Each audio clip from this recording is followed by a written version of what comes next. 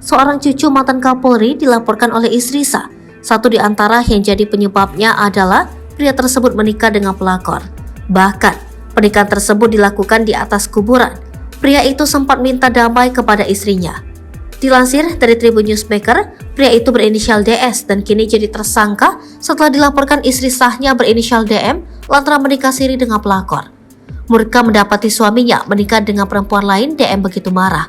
Disebutkan, DS menikah siri dengan wanita idaman lain berinisial L. DS sendiri menurut DM merupakan cucu mantan Kapolri era pemerintahan Soekarno. Sang istri menyebut pernikahan DS dengan perempuan berinisial L bahkan dilakukan di tempat pemakaman umum di daerah Depok, Jawa Barat. DS mengaku tidak terima suaminya menikah siri tanpa sepengetahuan dirinya. DS menikah siri dengan L tanggal 23 Februari 2022. Saat itu masih berstatus sebagai suami saya secara sah, kata DM saat menggelar konferensi pers di kawasan Kebayoran Baru, Jakarta Selatan.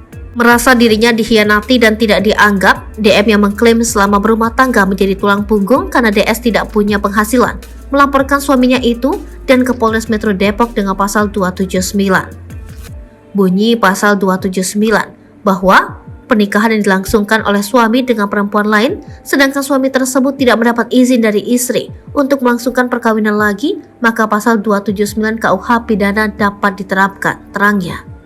Adapun nomor laporan DM terhadap DS dan L yaitu LP-B-2110-9-2022-SPKT Polres Metro Depok Polda Metro Jaya tanggal 8 September 2022 yang hukumannya 7 tahun penjara.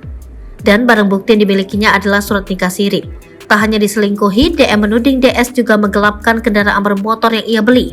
Pernah saya bantu temannya, dia take over kredit mobil, begitu sudah selesai cicilannya, mobil itu lenyap dari garasi, uangnya nggak tahu kemana. Persoalan ini saya laporkan ke Polda Metro Jaya, ujarnya. Menurut DM, D dan L telah ditetapkan sebagai tersangka pada 27 Januari 2023 dan menjadi tahanan kota. Saat ini, kata DM, perkara DS dan L sudah pada tahap pelimpahan pertama, yakni penyerahan berkas dari Polres Metro Depok ke Kejaksaan Negeri Depok. DS dan L ajukan restoratif justice. Setelah dilaporkan, DS dan L sejatinya sudah mengajukan untuk berdamai melalui restoratif justice, tepatnya pada 14 Desember 2022. Namun DM menolak dan ingin proses hukum tetap berjalan. Saya tolak karena saya lihat mengajukan itu seperti main-main saja. Bagaimana tidak main-main yang hadir saat itu hanya L, sedangkan DS begitu selesai baru datang dan mengajukan penambahan saksi sebanyak 6 orang, tuturnya. Saat saya menyatakan menolak restoratif justice, lebih memilih melanjutkan proses hukum. L emosi dan mengintimidasi serta mengancam saya, ujar DM. Dia juga berkoar-koar di salah satu grup WhatsApp akan memendam saya. Saya ada bukti screenshotnya, sambung DM. DS dan L kembali mengajukan RJ begitu pejabat Kapolres Depok berganti. DM tetap teguh pada pendiriannya untuk tetap memproses hukum. Tak selesai di situ saja, DS dan L, kata DM, beberapa kali mendatangi tempat tinggal dan tempat usahanya. Pertama kali datang ke tempat saya, L mengaku sebagai adiknya DS. Di berikutnya mengaku sebagai istrinya. Pihak keamanan jadi curiga dan tidak memberikan mereka akses masuk, tukasnya.